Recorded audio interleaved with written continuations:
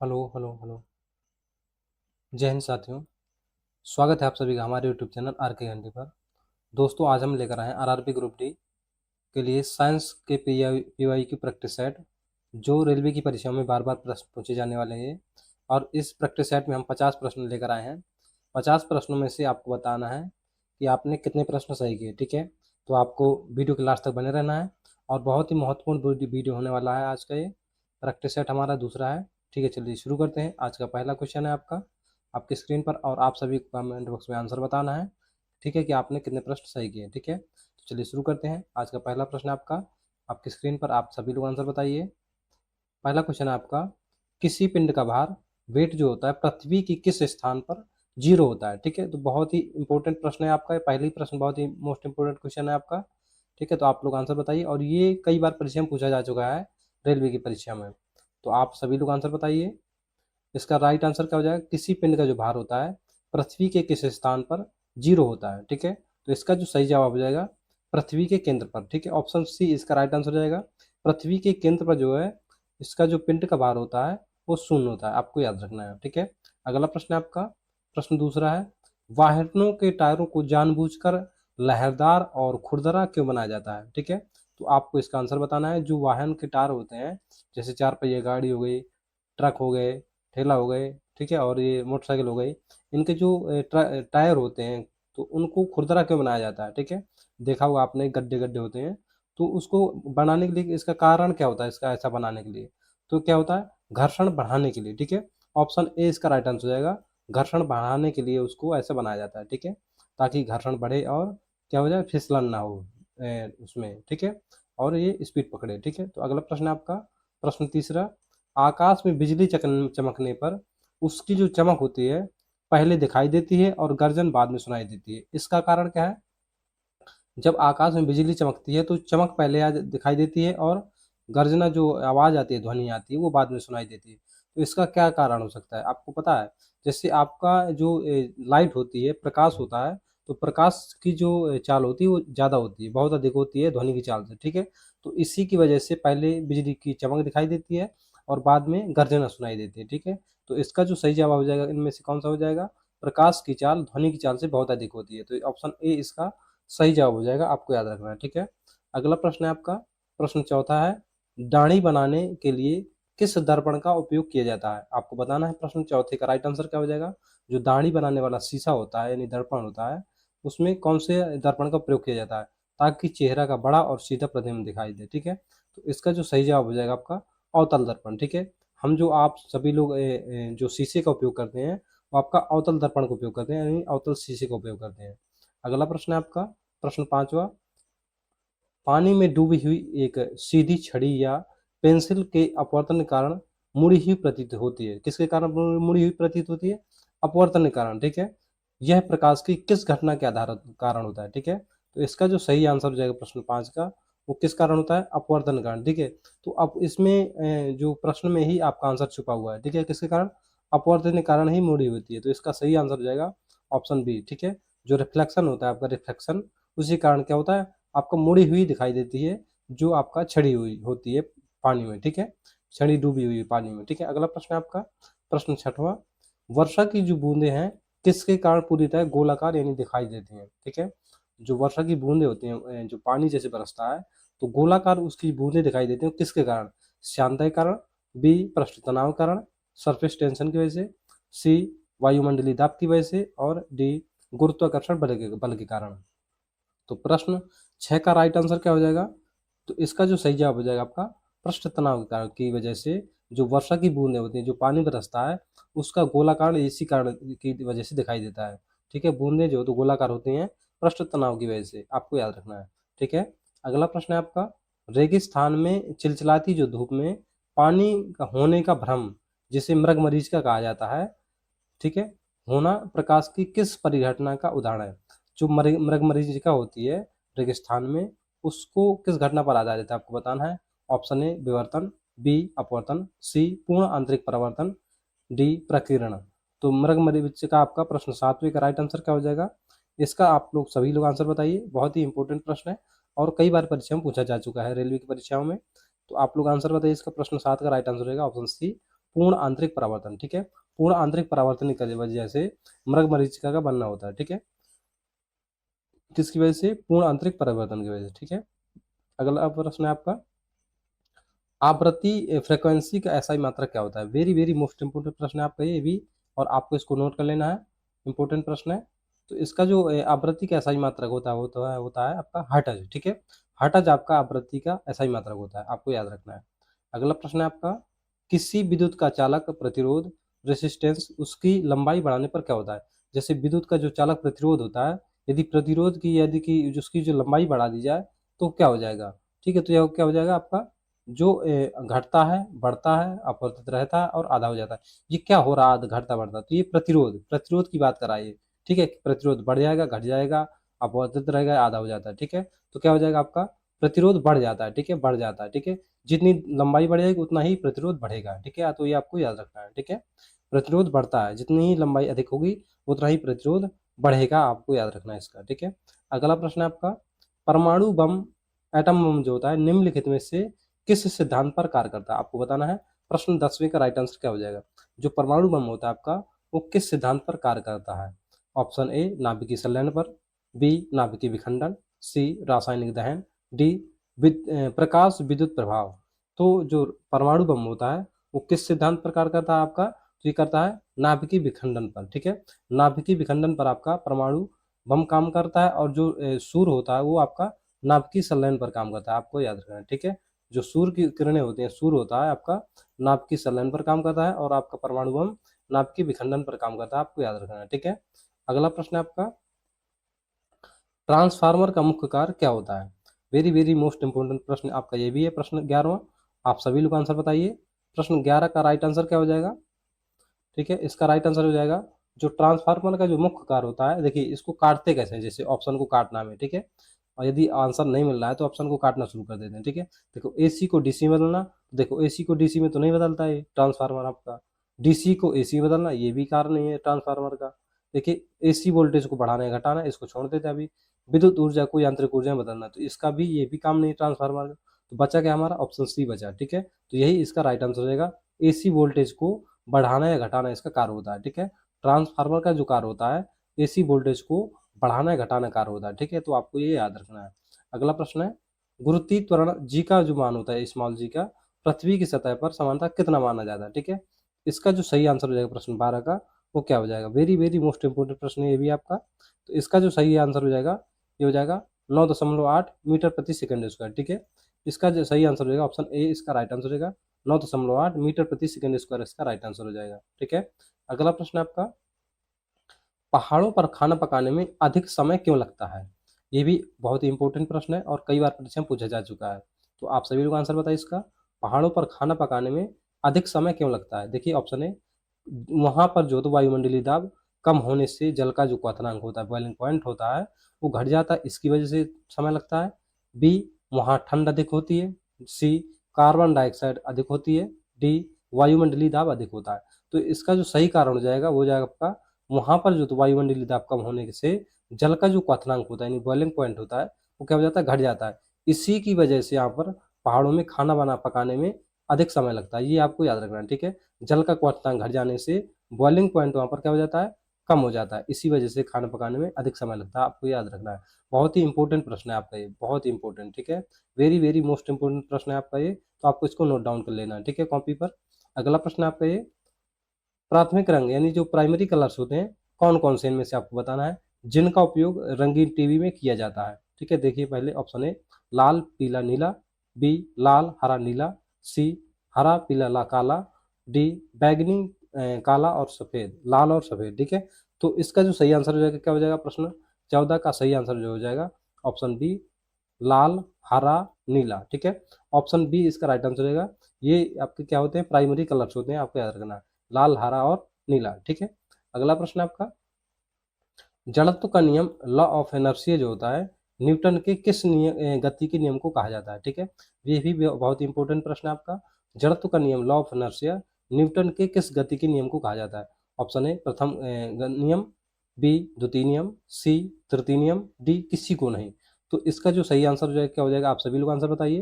प्रश्न 15 का right answer हो जाएगा आपका ऑप्शन ए, प्रथम नियम, ठीक है। जो गति का प्रथम नियम होता है उसी को जड़त्व का नियम भी कहा जाता है। ठीक है, आपको याद रखना है। ठीक है, और इसी से बल की परिभाषा दी गई है। ठीक है, प्रश्न प्रथम नियम से ही। अगला प्रश्न है आपका, तारों का टिमटिमाना, ठीक है, ट्विंकल ऑफ स्टार्स, प्रकाश की किस घटना के कारण होता है?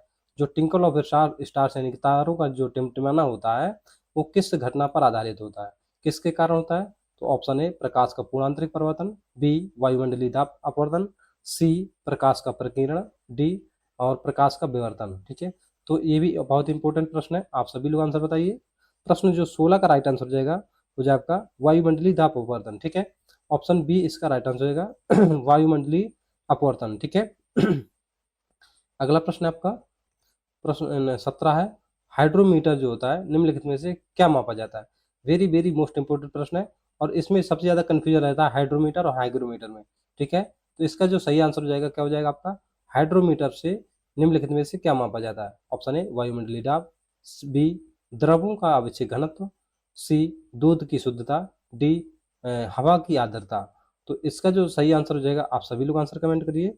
प्रश्न 17 का राइट आंसर होगा द्रवों की अपेक्षिक अपेक्षिक घनत्व। ठीक है, द्रवों का अपेक्षिक घनत्व इसका सही जवाब हो जाएगा। ठीक है, द्रवों का अपेक्षिक घनत्व इसका सही जवाब हो जाएगा, ऑप्शन बी इसका राइट आंसर हो जाएगा। अगला प्रश्न है आपका, निम्नलिखित में से किसे रणनीतिक धातु यानी स्ट्रेटेजिक मेटल कहा जाता है? क्योंकि इसका उपयोग जो होता है अंतरिक्ष और रक्षा उद्योग में बहुत अधिक होता है। तो इसका जो सही आंसर हो जाएगा क्या हो जाएगा, प्रश्न 18 का, और ये बहुत ही इंपॉर्टेंट प्रश्न है। ठीक है, रणनीतिक धातु किसे कहा जाता है? ये जो शब्द है ये बहुत ही इंपॉर्टेंट शब्द है। ठीक है, तो इसका जो सही आंसर हो जाएगा ऑप्शन बी इसका राइट आंसर हो जाएगा टाइटेनियम। ठीक है, टाइटेनियम आपका अधिक उपयोग होता है अंतरिक्ष में। ठीक है, रक्षा और अंतरिक्ष में सबसे अधिक होने वाला जो धातु है वो आपका क्या है, टाइटेनियम। ठीक है, तो ये आपको याद रखना है। अगला प्रश्न है आपका, एलपीजी रसोई गैस जो होती है सिलेंडरों में गैस रिसाव का पता लगाने के लिए उनमें से गंधयुक्त पदार्थ कौन सा मिलाया जाता है? आपको बताना है। जो सिलेंडर होते हैं एलपीजी सिलेंडर होते हैं उनमें जो गंधयुक्त पदार्थ मिलाया जाता है गैस में वो कौन सा होता है? आपको बताना है। Option A methane, B ethyl mercaptan, C chloroform, D ethane gas. तो इनमें से आपको बताना है कि इसका सही आंसर क्या हो जाएगा। वेरी वेरी मोस्ट इंपोर्टेंट प्रश्न है आपका, वेरी वेरी मोस्ट इंपोर्टेंट प्रश्न, आपको नोट डाउन कर लेना है इसको, और इसको आंसर बताना है कि इसका सही आंसर क्या हो जाएगा। गंधयुक्त जो पदार्थ मिलाया जाता है एलपीजी सिलेंडरों में वो था आपका एथिल मरकैप्टन। ठीक है, एथिल मरकैप्टन इसका राइट आंसर होगा, ऑप्शन बी इसका सही जवाब हो जाएगा। अगला प्रश्न आपका, प्रश्न 20 है, आधुनिक आवर्त सारणी में अक्रिय गैसों जो अक्रिय गैस होती है नोबल गैसेस उनको जो तो किस समूह में रखा गया है? आपको बताना है आधुनिक आवर्त सारणी में। ठीक है, तो इसका जो सही आंसर हो जाएगा ऑप्शन सी।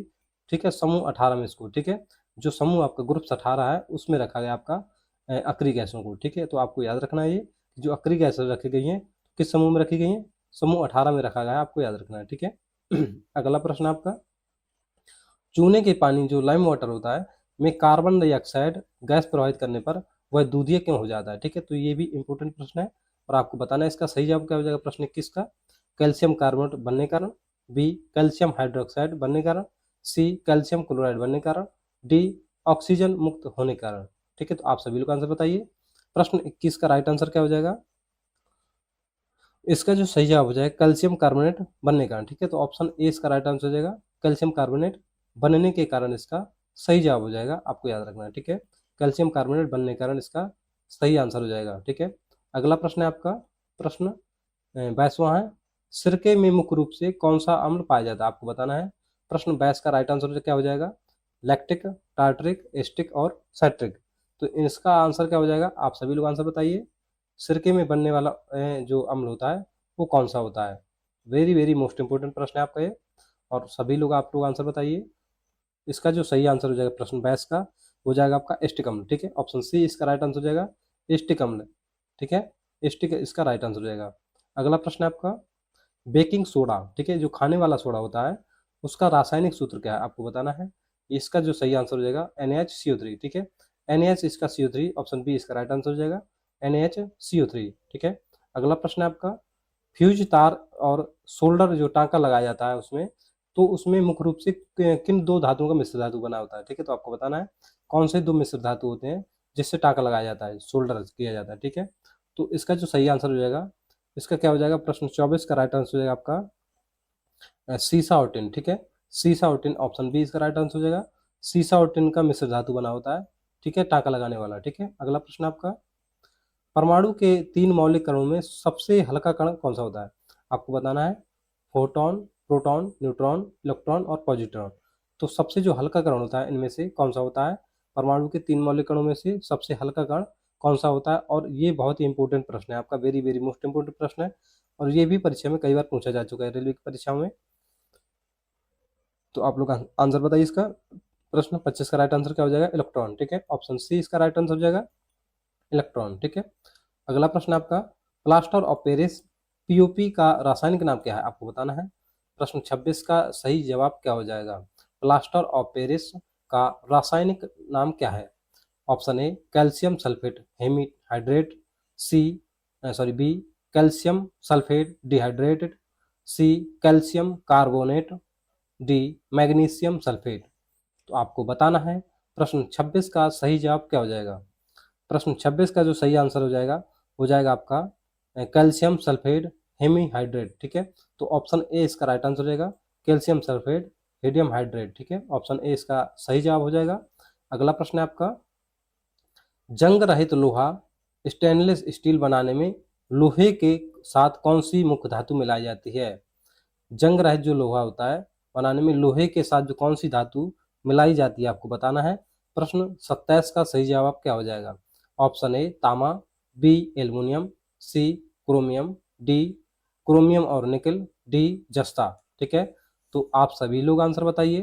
प्रश्न 27 का जो सही आंसर हो जाएगा ऑप्शन ए क्रोमियम और निकल मिलाया जाता है आपका जंग रहित लोहा बनाने के लिए क्रोमियम और निकल मिलाया जाता है, आपको याद रखना है।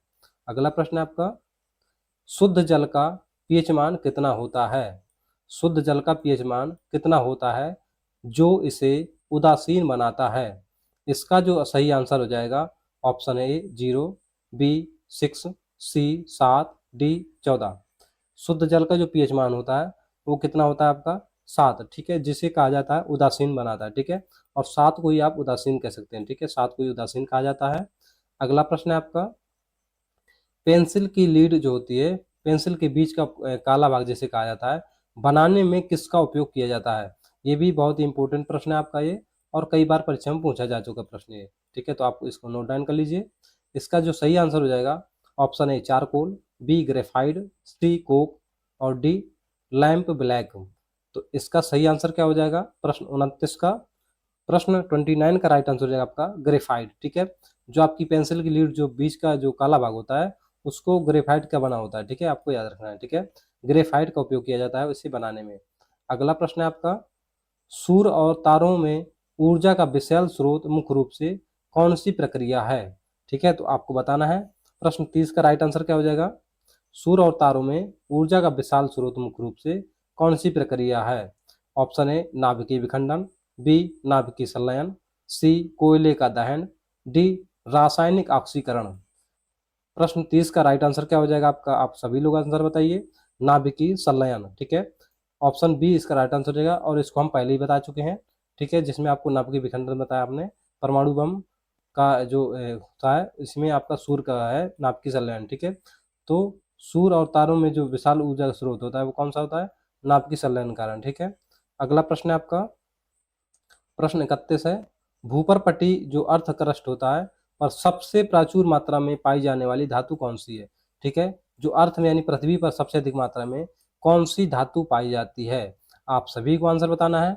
ऑप्शन ए लोहा, B aluminium, C calcium, D sodium. तो जो सबसे पृथ्वी पर जो सबसे अधिक प्रचुर मात्रा में धातु पाई जाती है वो पाई जाती है आपका कौन सा? एल्युमिनियम। ठीक है, ऑप्शन बी इसका राइट आंसर हो जाएगा, एल्युमिनियम। सबसे अधिक भूमि पर यानी पृथ्वी पर जो पाई जाने वाली धातु है वो आपका एल्युमिनियम है, आपको याद रखना है। अगला प्रश्न है आपका, प्रश्न 32, सूक्ष्म बर्फ यानी ड्राई जो आइस होती है वास्तव में क्या है? आपको बताना है। इसका जो सही आंसर हो जाएगा जमी हुई बर्फ है ये, ठोस कार्बन डाइऑक्साइड है, CO2 जिसे कहा जाता है, ठोस नाइट्रोजन, डी भारी जल से बनी बर्फ। तो इसका जो सही आंसर हो जाएगा प्रश्न 32 का, इसका जो सही जवाब हो जाएगा ऑप्शन बी ठोस कार्बन डाइऑक्साइड होता है। ठीक है, जो सूक्ष्म बर्फ होता है आपका, ड्राई आइस होती है वो आपका होता है ठोस कार्बन डाइऑक्साइड, CO2 जिसे कहा जाता है। तो ऑप्शन बी इसका सही जवाब हो जाएगा। अगला प्रश्न है आपका, गुब्बारों और हवाई जहाजों के टायरों में भरने के लिए किस हल्की और अक्री गैस का उपयोग किया जाता है? तो आप सभी लोग आंसर बताइए। प्रश्न 33 का राइट आंसर क्या हो जाएगा? Option A hydrogen, B nitrogen, C helium, D argon. प्रश्न 33 का राइट आंसर हो जाएगा आपका ऑप्शन सी हीलियम। ठीक है, हीलियम इसका सही जवाब हो जाएगा। अगला प्रश्न है आपका, मानव शरीर की सबसे छोटी हड्डी कौन सी है? यहाँ कहाँ पाई जाती है आपको बताना है। यह कहाँ पर पाई जाती है? मानव शरीर की सबसे छोटी हड्डी जो होती है यह कहाँ पर पाई जाती है और कौन सी है? तो ऑप्शन ए फीमर जांग में, बी स्टेपिज कान में, सी मैंडिबल जबड़े में, डी पटेला घुटनों में। तो इसका जो सही आंसर हो जाएगा प्रश्न 34 का, ये हो जाएगा आपका स्टेपिज जो होती है हड्डी कान में वाली, ये सबसे छोटी हड्डी होती है शरीर की। ठीक है, सबसे छोटी हड्डी होती है कान की स्टेपीज। ठीक है, तो आपको ये याद रखना है और ये कई बार परीक्षा में पूछा जा चुका है प्रश्न ये। ठीक है, तो आपको याद रखना है। अगला प्रश्न है आपका, लाल रक्त का रंग निम्नलिखित में से किस प्रोटीन की उपस्थिति के कारण होता है? Option A myoglobin, B haemoglobin, C fibrinogen, D albumin. ठीक है, तो आपको बताना है। प्रश्न 35 का सही जवाब क्या हो जाएगा? प्रश्न 35 का जो सही आंसर हो जाएगा वो हो जाएगा आपका हीमोग्लोबिन। ठीक है, ऑप्शन बी इसका राइट आंसर हो जाएगा। ठीक है, अगला प्रश्न आपका, किस रक्त समूह यानी ब्लड ग्रुप को सर्वदाता यूनिवर्सल डोनर कहा जाता है, जो किसी भी व्यक्ति को दिया जा सकता है? आपको बताना है। Option A positive, B positive, C A B negative, D A B O negative sorry, या समानता ओ जिसे कहा जाता है। तो इसका जो सही आंसर हो जाएगा, वेरी वेरी मोस्ट इंपॉर्टेंट प्रश्न है आपका, और ये भी परीक्षा में बार बार पूछा जा चुका प्रश्न है। ठीक है, आप लोग आंसर बताइए। प्रश्न 36 का राइट आंसर क्या हो जाएगा? इसका जो सही आंसर हो जाएगा वो हो जाएगा आपका डी, ऑप्शन डी इसका राइट आंसर होगा, जिसे समानता ओ कहा जाता है। ठीक है, या ओ नेगेटिव। ठीक है, तो ऑप्शन डी इसका राइट आंसर हो जाएगा। ठीक है, इसे सर्वदाता कहा जाता है। ठीक है, यूनिवर्सल डोनर जिसे कहा जाता है। ठीक है, अगला प्रश्न आपका, विटामिन सी का रासायनिक नाम क्या है जिसकी कमी से स्कर्वी रोग होता है? ठीक है, तो आपको बताना है विटामिन सी का जो रासायनिक नाम होता है वो होता है आपका स्कॉर्बिक अम्ल। ठीक है, स्कॉर्बिक एसिड जिसे कहा जाता है, ये आपका रासायनिक नाम है विटामिन सी का, आपको याद रखना है। अगला प्रश्न आपका, मानव शरीर में भोजन का मुख्य रूप से अवशोषण कहाँ पर संपन्न होता है? आपको बताना है। जो मानव शरीर में भोजन का मुख्य रूप से अवशोषण होता है वो कहाँ पर संपन्न होता है? तो ऑप्शन ए अमाशय यानी स्मोटोमस में, बी बड़ी आंत में यानी लार्जेस्ट इंटेस्टाइन में, सी छोटी आंत में, डी यकृत में। आपको बताना है जो मानव शरीर में भोजन का जो मुख्य अवशोषण होता है वो कहाँ पर संपन्न होता है? तो प्रश्न 38 का सही आंसर क्या हो जाएगा? इसका जो सही जवाब हो जाएगा प्रश्न 38 का हो जाएगा आपका ऑप्शन सी छोटी आंत में। ठीक है, छोटी आंत में इसका राइट आंसर हो जाएगा। अगला प्रश्न है आपका, प्रश्न 39 है, अनुवांशिकी का पिता फादर ऑफ जेनेटिक्स किसे कहा जाता है जिन्होंने मटर के पौधे पर प्रयोग किया था? तो आपको बताना है। इसका जो सही आंसर हो जाएगा वो क्या हो जाएगा? ठीक है, इसका जो सही आंसर हो जाएगा क्या हो जाएगा आपका बताना है। Option A Charles Darwin, B Gregor Johann Mendel, C Lamarck, D अरस्तु। तो 39 का राइट आंसर हो जाएगा आपका Gregor Johann Mendel. Option B इसका राइट आंसर होगा, और बहुत ही इंपॉर्टेंट प्रश्न है आपका ये। ठीक है, तो इसको आपको नोट डाउन कर लेना है प्रश्न को अपनी कॉपी में। अगला प्रश्न है आपका ये, मानव शरीर में मास्टर ग्रंथि जिसे मास्टर ग्लैंड कहा जाता है किसे कहा जाता है जो अंतःस्रावी ग्रंथियों को नियंत्रित करती है? तो पहले तो सबसे पहला प्रश्न आपका यही हो गया कि जो मास्टर ग्रंथि होती है वो अंतःस्रावी ग्रंथियों को क्या करती है? नियंत्रित करती है। ठीक है, क्या करती है? नियंत्रित करती है, आपको याद रखना है। ठीक है, तो पहले ऑप्शन ए हो जाएगा थायराइड ग्रंथि, बी पीयूष ग्रंथि, सी एड्रिनल ग्रंथि, डी अग्न्याशय।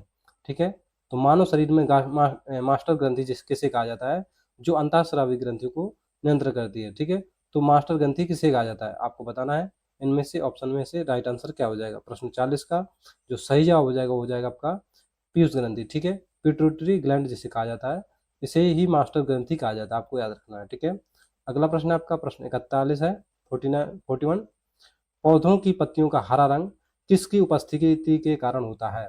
प्रश्न 41 का राइट आंसर क्या हो जाएगा? आप सभी लोग आंसर बताइए। ठीक है, तो इसका जो सही आंसर हो जाएगा ऑप्शन बी क्लोरोफिल के कारण। ठीक है, जिसे पर्ण हरित हरित कहा जाता है। ठीक है, क्लोरोफिल के कारण आपका पौधों में जो पत्तियों का रंग होता है वो हरा रंग होता है, आपको याद रखना है। अगला प्रश्न आपका, मानव शरीर में जल की मात्रा लगभग कितने प्रतिशत होती है? आपको बताना है। जो मानव शरीर में है वो जल की मात्रा कितने प्रतिशत होती है? तो ये होता होता आपका 70 से 60 से 70%, ठीक है। मानव शरीर में जल की मात्रा कितनी होती है आपका? 60 से 70% तक आपकी जल की मात्रा होती है मानव शरीर में, आपको याद रखना है। अगला प्रश्न है आपका, मलेरिया रोग किस परजीवी के कारण होता है? आपको बताना है, जिससे मादा एनोफ्िलीज मच्छर का फैलाती है, तो आपको बताना है। और ये कई बार परीक्षा में पूछा जा चुका प्रश्न है, तो आपको इसको नोट डाउन कर लेना है और अच्छे से याद कर लेना है। इसका जो सही आंसर हो जाएगा आपको प्लाज्मोडियम, बी लीशमैनियम, सी ट्रैपिनोसोम और इसका एंटाबीबा। तो इसका जो सही आंसर हो जाएगा प्रश्न 43 का हो जाएगा प्लाज्मोडियम, ठीक है। ऑप्शन ए इसका राइट आंसर हो जाएगा प्लाज्मोडियम, ठीक है। अगला प्रश्न है आपका, मानव मस्तिष्क का सबसे बड़ा और विकसित भाग कौन सा है जो बुद्धिमत्ता और स्मृति का केंद्र है? ये भी बहुत ही इंपॉर्टेंट प्रश्न है आपका, तो आप सभी लोग आंसर बताइए। प्रश्न 44 का जो सही आंसर हो जाएगा आपका सेरिब्रम प्रमस्तिष्क जिसे कहा जाता है। ऑप्शन ए इसका राइट आंसर हो जाएगा सेरिब्रम प्रमस्तिष्क जिसे कहा जाता है, ठीक है। सॉरी, ऑप्शन सी इसका राइट आंसर हो जाएगा, सॉरी सॉरी सॉरी, सी, ठीक है। इसका सी आंसर सही हो जाएगा सेरिब्रम, ठीक है। सेरिब्रम प्रमस्तिष्क, ठीक है। ऑप्शन बी ऑप्शन सी इसका राइट आंसर हो जाएगा, आपको याद रखना है। अगला प्रश्न आपका, घेंगा रोग जो होता है आयोडीन की कमी से होता है। आयोडीन मुख्य रूप से किस ग्रंथि के सुचारू कार्य करने के लिए आवश्यक है? तो आपको बताना है, घेंगा रोग जो होता है आयोडीन की कमी से होता है और आयोडीन के मुख्य रूप से किस ग्रंथि को सुचारू रूप से चलाने कार्य करती है? तो इसका जो सही आंसर हो जाएगा क्या हो जाएगा? पीयूष ग्रंथि, थायराइड ग्रंथि, अग्न्याशय और थाइमस ग्रंथि। तो प्रश्न 45 का जो सही आंसर हो जाएगा आपका थायराइड ग्रंथि। ऑप्शन बी इसका सही जवाब हो जाएगा थायराइड ग्रंथि। अगला प्रश्न है आपका, प्रश्न 46 है आपका, पौधों में बना हुआ भोजन कार्बोहाइड्रेट पौधों के विभिन्न भागों तक किसके द्वारा पहुंचाया जाता है? तो आपको बताना है। प्रश्न 46 का राइट आंसर क्या हो जाएगा? इसका जो सही आंसर हो जाएगा आपका फ्लोएम, ठीक है। ऑप्शन बी इसका राइट आंसर हो जाएगा फ्लोएम, ठीक है, फ्लोएम। अगला प्रश्न है आपका, ईईजी का प्रयोग किस अंक की विद्युत गतिविधि और कार्यप्रणाली को रिकॉर्ड करने के लिए किया जाता है? जो ईईजी की जांच होती है, किसका प्रयोग अंक की विद्युत गतिविधि और कार्यप्रणाली को रिकॉर्ड करने के लिए प्रयोग किया जाता है? हृदय, फेफड़े, मस्तिष्क और वृक्क। तो इसका जो सही आंसर क्या हो जाएगा आपका? आपको बताना है। इसका सही जवाब हो जाएगा आपका प्रश्न 47 का राइट आंसर हो जाएगा, ये हो जाएगा मस्तिष्क, ठीक है। ऑप्शन सी इसका राइट आंसर है ब्रेन यानी मस्तिष्क, ठीक है। अगला प्रश्न आपका, किस विटामिन को सनशाइन विटामिन यानी कि सनशाइन विटामिन भी कहा जाता है? क्योंकि हमारा शरीर इसे सूर्य के प्रकाश की उपस्थिति में त्वचा में बना सकता है। तो इसका सही आंसर क्या हो जाएगा आपका? ऑप्शन डी, ठीक है। विटामिन डी को ही आपका सनशाइन विटामिन कहा जाता है, आपको याद रखना है, ठीक है। अगला प्रश्न आपका, लाल रक्त कणिकाओं यानी आरबीसी का निर्माण मानव शरीर में कहाँ पर होता है? आपको बताना है। जो लाल रक्त कणिकाएं होती हैं उसमें मानव शरीर का निर्माण शरीर में कहाँ पर होता है? यकृत में, प्लीहा में, अस्थि मज्जा में और आपका हृदय में। तो प्रश्न 49 का राइट आंसर क्या हो जाएगा आपका? ऑप्शन सी अस्थि मज्जा में, ठीक है। लाल रक्त कणिकाओं का निर्माण कहाँ पर होता है आरबीसी का? तो ये होता है आपका अस्थि मज्जा में होता है, आपको याद रखना है, ठीक है। और ये रहा आपका प्रश्न 50, ठीक है। तो ये थे आपके कुल टोटल 50 प्रश्न और ये आपका HW है और आपको इसका आंसर बताना है। तो आपको ये वीडियो कैसा लगा हमें कमेंट में कितने जरूर बताएं और आपने 50 प्रश्नों में से कितने प्रश्न सही किए, ठीक है, तो जरूर बताना आपको कमेंट में, ठीक है। और कैसा लगा वीडियो जरूर बताएं और हमारे चैनल को लाइक सब्सक्राइब शेयर करें। धन्यवाद।